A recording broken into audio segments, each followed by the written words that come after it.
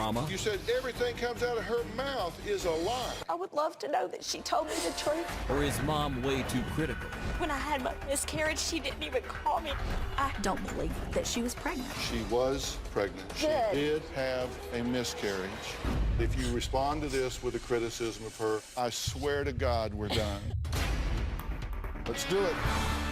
Why don't we stop all the drama, stop all the fighting, and let's go get you better. Here we go. Have a good show, everybody. If I can help get this family back on track, are you willing to do that? Ready, free, take. This is going to be a changing day in your life. Go, Dr. Phil.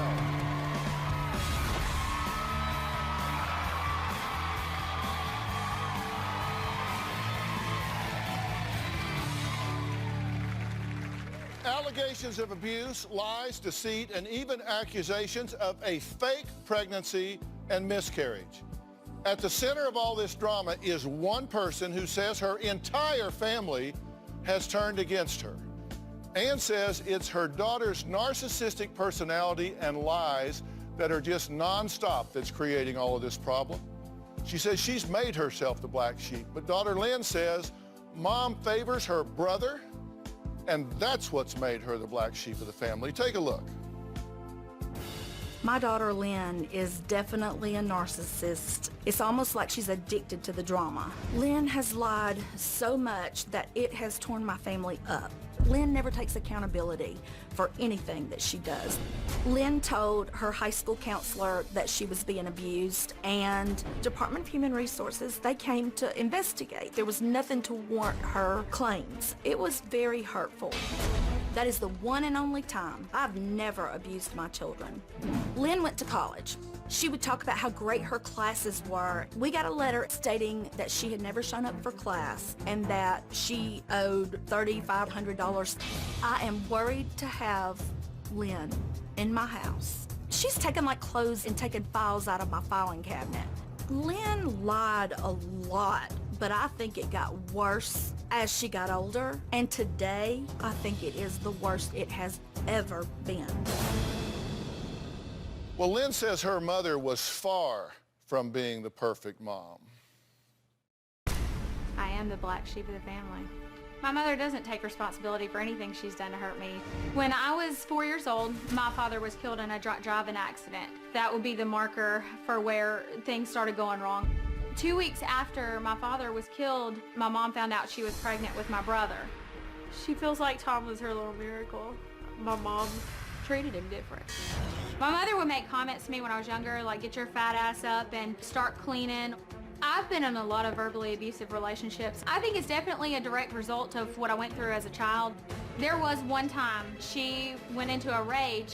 She started hitting me. I had marks on my shoulder and my neck, but still to this day, my mother will not admit to that. When I was 16, my mom told me that she was having an affair. My mother would have me take flowers to the guy that she was having an affair with. When I turned 18, my mom did everything she could to make my life miserable. I did have a college fund that was set up for me. I never saw a dime. My mom admitted that she had spent the college fund. I had to stop going to college because I couldn't afford it. My mother constantly accuses me of lying. Nobody else in my life thinks I'm a bad person like my family does. Okay, the last thing she said in that tape was, nobody else in my life thinks I'm as bad a person as my family thinks I am. You think she's a bad person? No, I do not think she's a bad person. Wow, I am shocked to hear you say that, because we have been talking to you for several days. We have asked you question after question after question. I have scrubbed over this. I could not find one good thing you said about your daughter. You said this family does not cheer for Lynn because she doesn't give us anything to cheer about. You said everything comes out of her mouth is a lie. You send her text messages and say, you are full of I hope your husband is embarrassed of you. You are not welcome when we are home. You need to seek help. I could not find one good thing you said about her, but you tell me you think she's not a bad person? No, I don't think she's a bad person. I'm angry with her, absolutely, but I love her. She's beautiful, as you can see. But want her to face reality and to stop feeling like she needs to lie about everything or exaggerate because she just doesn't need to do that. I love you. What do you think's going on here? I don't know. Like, my whole life, I just wanted my mom to love me and support me and believe in me. And I don't get that from her, and I feel like my whole life I'm having to prove that I'm not lying because I get accused of lying all the time. Are you a liar? No, I don't have this problem with anybody. You are the only person and my brothers that constantly accuse me of it. She says you've been fired from 30 jobs. 30 jobs. I haven't even had 30 jobs. I could probably count 30 jobs that you've had. And that would include teenage jobs. And I said, that's no big deal because I know that teenagers sometimes can go Oh, through that a lot is of not jobs. what you said. You did not say that's no big deal. You said, quote, I mean, I'm quote, telling her it's she not a has big been deal. fired or quit from at least 30 jobs, and it is never her fault. It's true. I mean, she's never kept a job. Ever. And it's always her boss's fault. Every single time. She is so intelligent. She's quick to think on her feet. She amazes me with her abilities. But she turns them in the wrong way. And this has been going on for years, but the last couple of years have gotten worse. And that's why I wrote You to have no idea what I have been through in the past couple of years. You haven't been there. You live how many states away? Mom, you left me in Alabama to go start a new life for yourself. We tried to get you to live with us in Tennessee.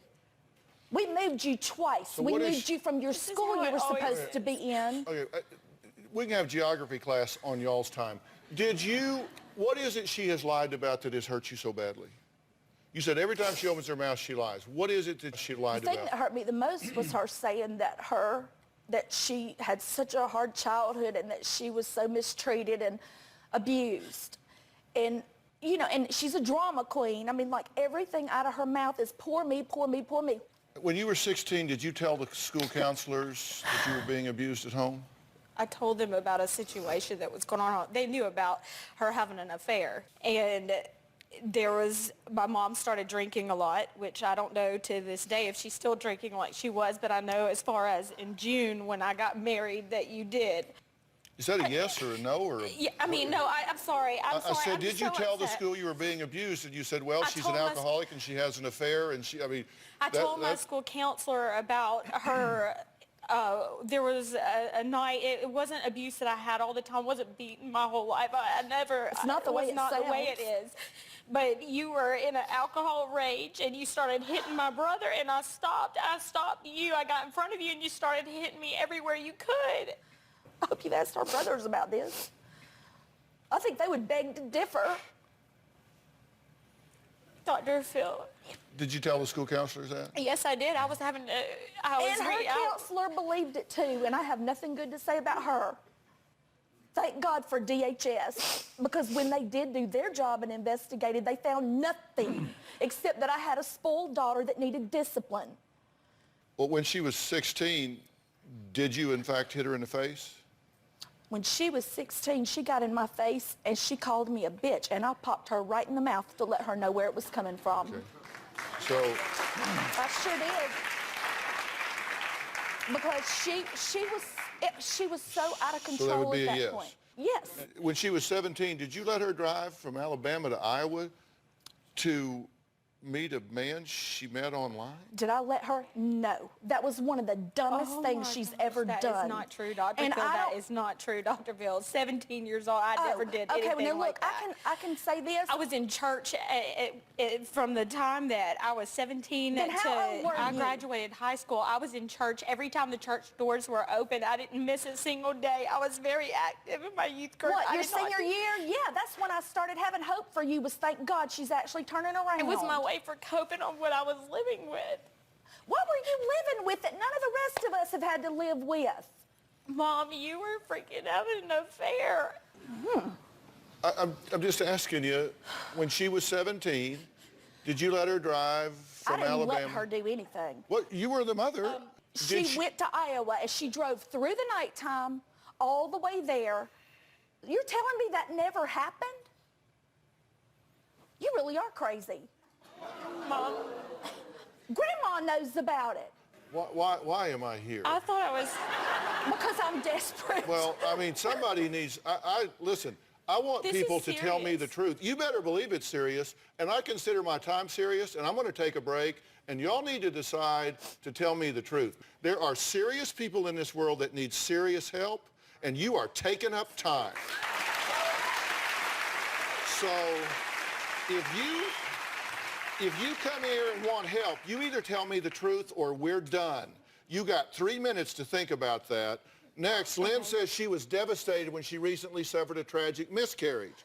Ann doesn't believe her daughter was even pregnant. We'll be right back.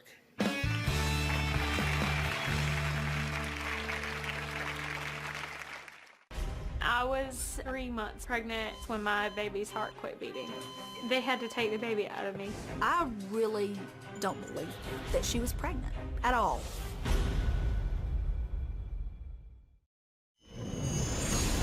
We were at the beach. She was just bebopping along, and all of a sudden she goes, oh my gosh, there's a pearl.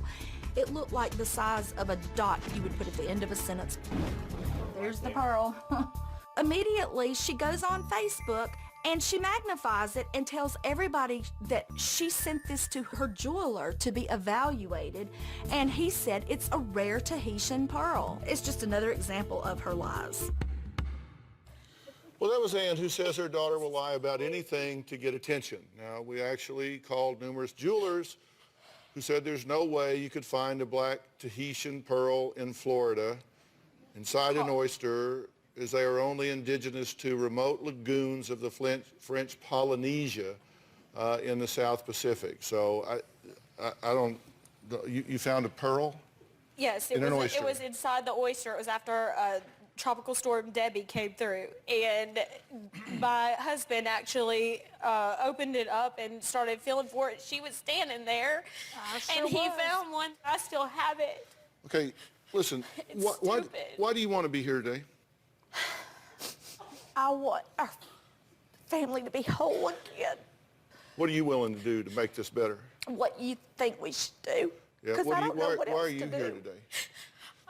I had just decided that right before the show called me, like, I was done. I had to just write off my family. My mom's always accusing me of lying. She's not, when I had my miscarriage, she didn't even call me. I had to go through that by myself, and she's had a miscarriage. Can I answer so that? She knows what it's like. Can I say something there? Not yet. I take this very seriously. And if people come on here and they're just interested in winning the argument in the moment, and so they spin things to make themselves look better, they're just trying to cover their butt and get out the door, that's a waste of my time, and that is offensive to my sensibilities. And I feel like I'm talking to Mother Teresa here. Like, you've never done anything wrong. You've never made a mistake. No, I'm not kidding. No, I'm not kidding, because you're just like, oh, you just got nothing wrong. I don't know what you're talking about. I don't remember this. I don't remember that. I don't remember this. And you just kind of gloss over stuff. No, And she's never said a word that wasn't a lie. Nobody's that bad. Nobody's as bad as the person you have described to us. Ann says, because of the lies Lynn has told, she sadly doesn't even believe her daughter was recently pregnant, much less suffered a miscarriage. Take a look. I found out I was pregnant about 5 months ago. Lynn told everybody on Facebook every detail about her supposed pregnancy. She asked me, Mom, didn't you have a miscarriage before? So I thought that was kind of strange. I was afraid that God would take my baby because I was so used to having things taken from me. And then the next thing I know, she's miscarrying on Facebook. I was 3 months pregnant when my baby's heart quit beating. They had to take the baby out of me surgically. And she had not even told the family. She was telling the world first. I just felt like Lynn was trying to get everybody to feel sorry for her and to give her that attention that she craves so much. My mother hasn't said anything since I miscarried my baby. She hasn't even called me. It was definitely the last straw for me. I really don't believe that she was pregnant at all. What if you're wrong? I would be thankful. I really would. I would But what if love what to if you're know. wrong? I would love to know that she told me the truth for once. I really would.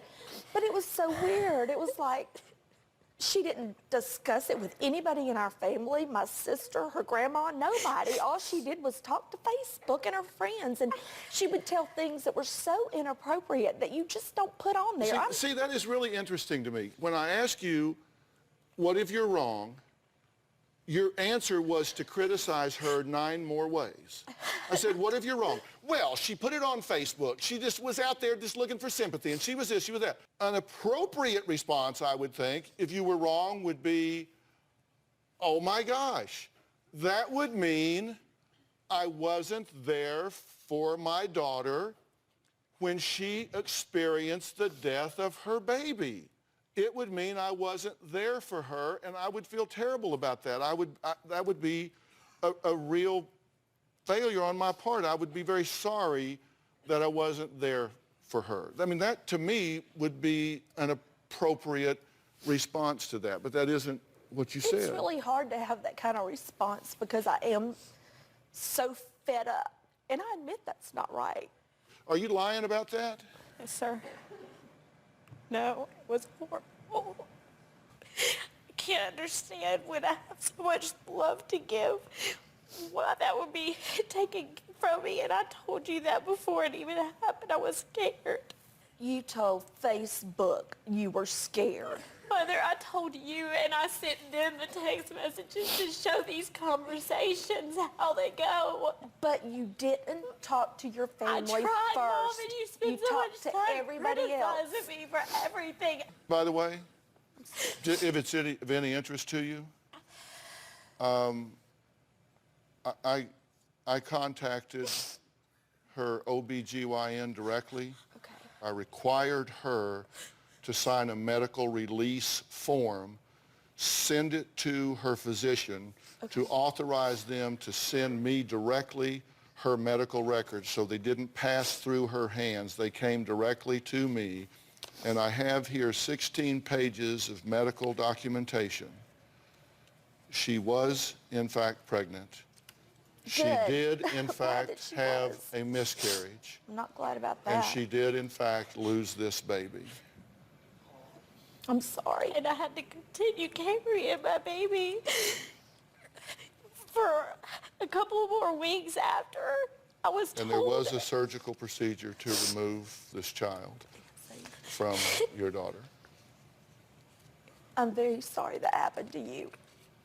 I've been there. I know what that feels like. I am. That's why I wanted you there. But you didn't. That's why I told you in the Don't you beginning feel- that was a fear I had because I knew you had Okay, to I talk swear through it. if you answer this with a criticism of her, I swear to God we're done. I swear to God, if you respond to this with a criticism of her, this conversation is over. I cannot be a party to you responding to this with a criticism of her. Can't do it.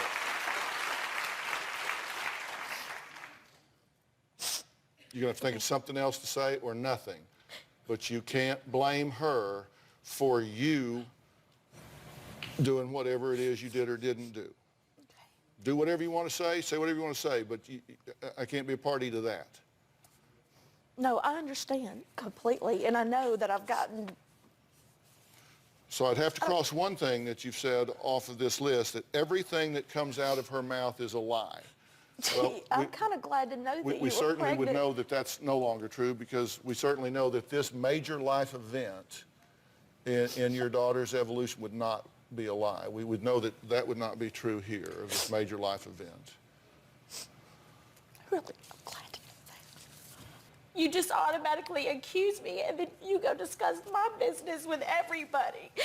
And my poor brothers, you know what? Yes, they've hurt me. They have hurt me bad, but I can't fault them because all they hear is your side. My brothers don't even know me. Well, we're going to take a break, and then we're going to talk to Lynn's brother. He says his sister is to blame for the problems in their family, not their mother.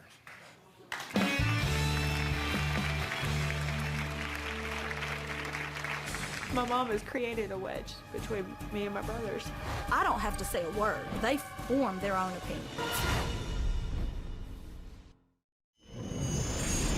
My sister has always had a theatrical personality. Lynn will constantly post on Facebook how she's the outcast of the whole family. She's never been mistreated. We were all raised the same. It doesn't bother me too much that I don't have a relationship with her, but I just want my mother's relationship with her to be fixed. I love my mom, and I'm tired of seeing her upset and hurt by the things that Lynn has done. Well, that was Lynn's youngest brother, Nick, who says Lynn's lies and jealousy are the real reason their family is torn apart. But Lynn claims that her mom has turned her brothers against her. Lynn blames me for turning the whole family against her. My mom has created a wedge between me and my brothers. I don't have to say a word. They form their own opinions. My mom told my brother that I was bad-mouthing him and his fiance, which I wasn't. Then my brother starts sending me text messages, cussing me out because of what my mom told him. Lynn says I have always made problems for her and her brothers. And could have fooled me because when they were growing up, they were thick as thieves. But to her, none of that ever happened. She was alone and abused and mistreated, and it's always woe is me. Well, Lynn's other brother, Tom, says his sister is telling more lies. My sister and I were really close until she reached her teenage years. That's really when I remember the lying starting to skyrocket. She might feel like she has to compete with me, and so she's always trying to one-up me to make herself sound better. She'll lie about the color of the sky, and a lot of times I feel like she really believes it. My sister claimed she started an insurance company in my dad's name and said that she was going to make $100,000. She is a liar. I am very worried about my sister. I feel like she's going to burn all of the bridges that she has with our family, if she hasn't already. If she doesn't change, I don't think she'll ever truly be happy. All right, well, Tom is joining us. So, Tom, what do you want to see happen here today? I just want everybody, I guess, to get back together and just fix things. I'm just sick of, no matter who's telling a lie or not telling the whole truth, I'm just sick of it and I'm over it. So what can you do to help this situation? Be in on it too. Yeah. I mean, seriously, what can you do to help your sister here? Obviously, she's in pain, your mother's in pain, the family's in pain. I don't, what do you have, are you upset with your sister? Yes, I am. About what? What is it that, what has she done to hurt you? Really directly hurt me. Not telling the truth about a job and my dad's, or a company she had, an insurance company she came up with in my dad's name, and said she was going to go down to, she was living with us at the time, she was going to go leave and go start working, and she was going to make $100,000 in 1 week. And then when she eventually came back, I said, so let me see your bank account if you've made so much money. And she wouldn't do it. That is not true, Dr. Phil. Yes, I started a brokerage firm, and my partner took a full-time job with an insurance company that we were writing business for, and then that whole business that we were starting, we had to stop. But I did. Are you getting married? Yes, sir. When? July. Yeah, congratulations. Thank you. She's not invited? I haven't made a final decision yet. Yeah. Why would you not invite her? Well, my cousin got married a couple of years ago, and my fiance and I went to that wedding. And my sister was there, obviously. And when we were there, the whole way to the wedding, she was bad-mouthing them getting married. Mm-hmm. And then also, when she got married this past summer, it was just a disaster. My fiance ended up having to call to set up her whole wedding. Lynn did nothing to help with it at all. She was running around having fun.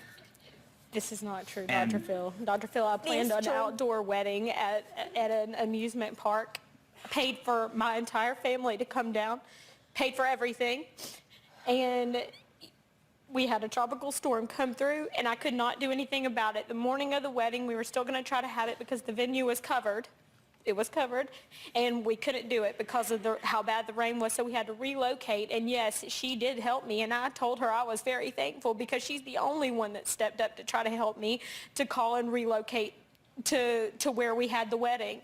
And even that was a disaster. The whole thing was a disaster, but I paid for it, and I had everything set up. But my whole entire family sat here and told me that, you know, everything negative they could. It's endless. It's endless. Did you get married? Yes, I did. You still married? Yes, I am. Very happy. He's wonderful. I don't know what I'd do without him. So it worked. But you don't want her there because you think she's going to poison the well. I just don't want the drama there. Yeah. I mean, my wedding day, it's not just about me. If it was all about me, it wouldn't affect me that much if something went wrong. Yeah. But this is bigger than me. It's a lot bigger than me. I don't want to ruin my fiance's wedding day, something she's dreamed about forever, because of family drama. All right, so is Mom playing favorites here? Someone from their past weighs in next. We'll be right back.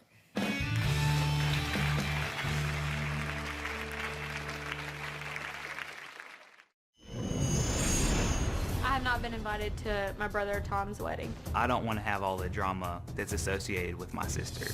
She's so inappropriate. You would think she was raised under a bridge. I blame my mom for putting that wedge between my brother and I. That was Tom, who says he thinks there will be less drama if his sister wasn't present at his upcoming wedding. He hasn't made up his mind yet, but he's thinking it through, and it's a big day. I totally get that. Now, Lynn asked us to speak with her babysitter when she was younger and said, and we did, and she had this to say. She said, when Lynn was a teenager, I was only getting Ann's side of the story. Once I got older and looking back, Ann definitely treated Lynn different. She put Lynn down and treated Tom like the apple of her eye. When Lynn was 15, Ann wanted Lynn to come live with me. That's what the babysitter had to say. This is somebody that hadn't got a horse in the race. That's what she had to say. Am I allowed to say something to that? You can say anything you want. I gave your team a letter that I kept from the babysitter, and that's not what the letter says, and that's from years ago. Yeah, babysitter did change her mind. She said that. She said on reflection that she thought about it long and hard, and But that's what she says said. that Ann wanted Lynn to come stay with her. No, she offered in her letter for that. She said she didn't want to get in between us, but she wanted to offer that to me to give us a break from each other. Read that letter, please. Do you play favorites? I don't know if you call it favorites because I don't love one of my kids more than the other, but we do cheer for Tom and Nick. They haven't made bad choices, and I know that they could, and they might, and I'll have to deal with that, but it's so hard because I come from a family that it does have high expectations. I get the feeling in your coming here that you wanted to convict her. That coming here, you wanted to convict her. You wanted to come here and convince me and convince everyone that you're right and she's wrong. See, I went there and I won and you lost. This is why I feel like you don't love me and why I've desired to have your love for so long. I don't understand how you can take a child that you carried for 9 months, that you raised, and bring him on national TV to do this when all you had to do was pick up the phone and say, I love you. I would have forgotten everything. That is why I have tried so many times. I wasn't picking up the phone, though. You texted me. You will not call me. You have not called me since I've Did you tell him that you told me not to call you? Have you told him that? I gave him every text message that we I'm not talking exchanged, about Mother. text. I'm talking no, Mother, about... I gave him, and that is exactly, I told you, do not call me unless you have something positive to say because I don't want this negative in my life. I have made a life for myself, and I'm very happy, and I'm proud of me, and so are the people who surround me. And if I can't get that from you, I don't want it. That's all I want. That's all I wanted since I was little was your love. I just wanted to be loved. I wanted to feel important. Well, there's a major event that has had an impact here, and I want to talk about that. We're going to take a break. I want to talk about how the death of Lynn's father changed the entire dynamic of this family and forever affected both Ann and Lynn. We'll be right back.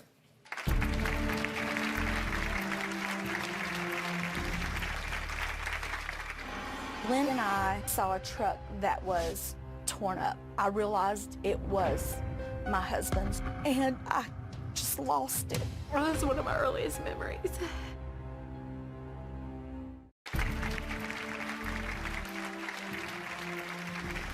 As we mentioned earlier, Lynn and Ann both witnessed the horrific death of Ann's husband, who was also Lynn's father. Lynn says no one ever taught her how to grieve for her loss. Take a look at this, and then we'll talk about this and hear what you had to say. When I was 4 years old, my dad was killed in a car accident. Lynn and I were coming home, and we came around a curve in the road, and we saw a truck that was torn up. I realized it was my husband's truck, and I just lost it. I still to this day remember my mom screaming, "You can't do this to me." He was dead on impact. I remember the fire department using the jaws of life to get him out. I remember that sound to this day. They let me lay next to him when they took him to the hospital. That was very painful for both of us. Well, that's one of my earliest memories. And I was Daddy's little girl, so that was really hard. I don't feel like my mom was really there for me. I had to learn how to grieve on my own. It felt like my whole life I was standing on a rug and it kept being pulled out from under me.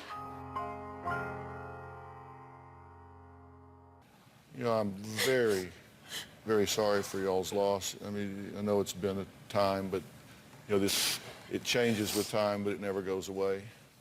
I certainly hate that that's one of your first memories. It goes back to that time, and it is a marker for you. And, you know, you heard her say that, you know, she felt like she had to learn to grieve about that on her own. But I don't understand that part of it. Because you were grieving, Mom. Everybody, Yes. all the adults around me were grieving, and I was a child. I didn't know how to grieve. I didn't know how to deal That's with why that. I put you in Rainbows for All God's Children. Mom, they made me write on a piece of paper what happened and burn it. Oh, I needed my mom. You're asking me how I can help you. And one of the ways I can help you is to try to get you to get out of yourself, get out of your point of view. The whole point of empathy is to stand in someone else's shoes, see things through their eyes, and experience what they're doing. Look, has she made mistakes?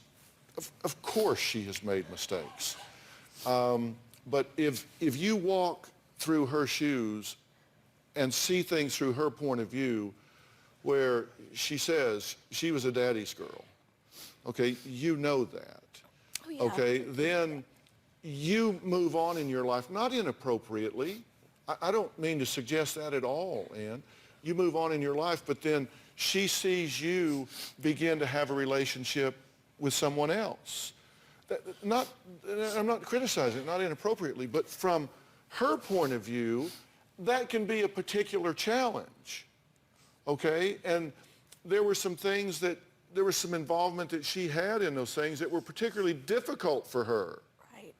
Okay, where she was put in a position of kind of being in the middle of that created some particular emotional pain for her.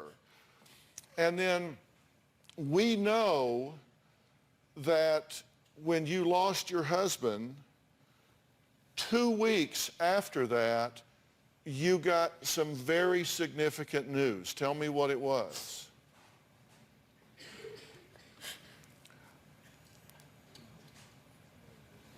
I was pregnant with him. We have a picture of your husband in his military uniform and your son right next to him.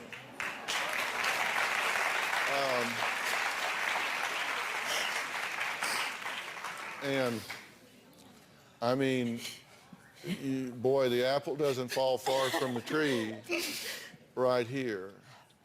So, you know, this is a powerful connection here, right? Oh, absolutely. We still love his family too. His My mom way and of- dad, they're wonderful. My way of trying to help my brother understand me and for us to bond. Last year, I paid for him to fly with me to where my dad's family lives. He doesn't know his family. And it was an opportunity for him to get to know a part of himself that he never knew before. He didn't know that. He's not had them in his life. He Seems needed like a to. very caring thing to do. Definitely. You appreciated that? Very much so. It was wonderful. We had a blast. It was a Y'all lot got of fun. along well Yes. during that? Yeah. All right, think about this. We'll be right back.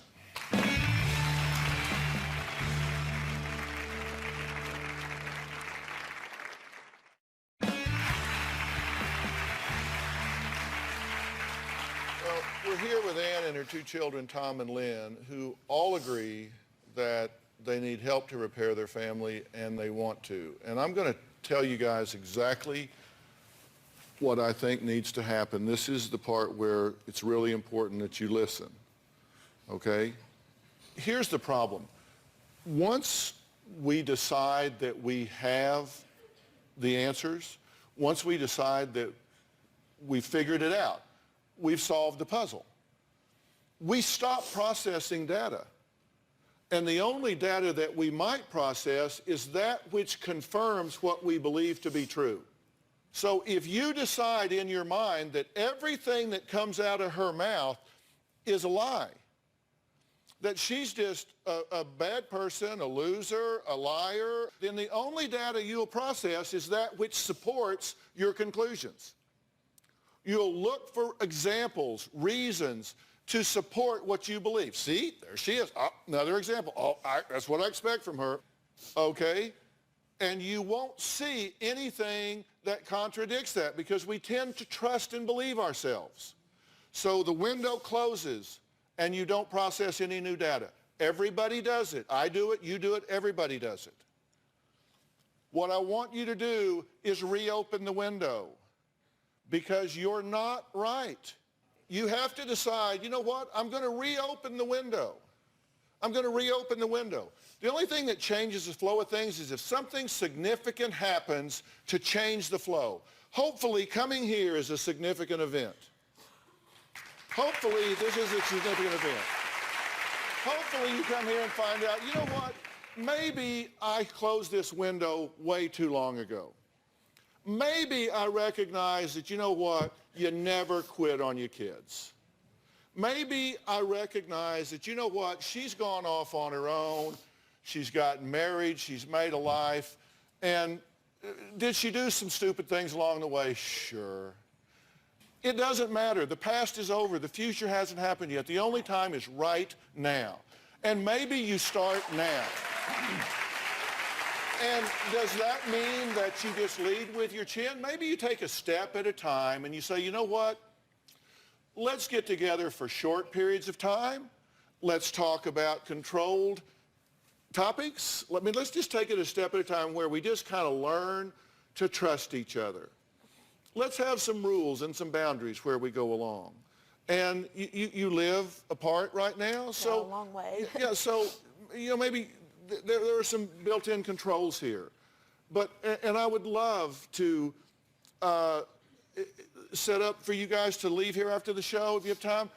Be my guest at the commissary here at the Paramount lot to have a nice lunch and sit down and spend some time together and visit and just talk about happy things. Just talk about happy stuff, you know?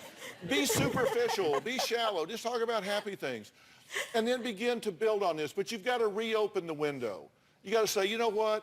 I know that I love my mother. I know that I love my daughter. I know that I love my brother.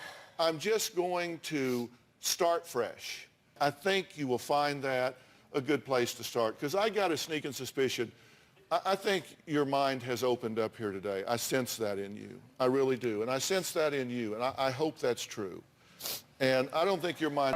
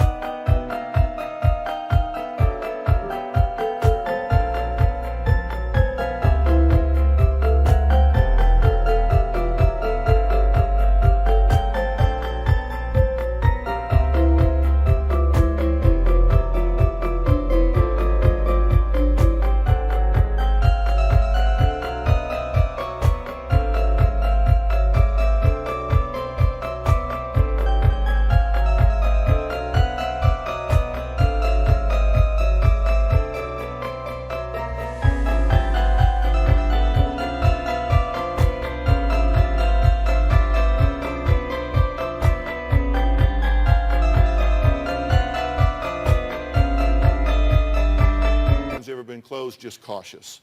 And I hope that's what much we'll so. do. That's a good word. All right, my final thoughts when we come back.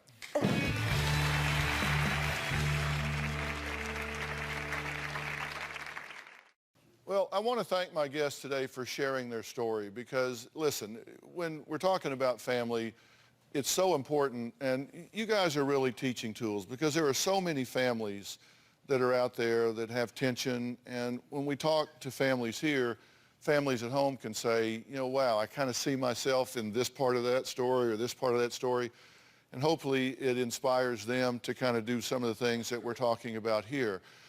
And one of the things that I want to tell you in your family is, look, we do have a tendency to fix our beliefs about people. And fixed beliefs can be a real problem because people change. And if your belief is fixed, but people change, you can miss those changes because you are so set in the way you see someone, they can really evolve, maybe good, maybe bad, but you don't pick up the differences. So you kind of have to constantly be hitting the reset button and looking to see if things change. So you keep your mind open, particularly with your family and friends. Thanks for being here. So long.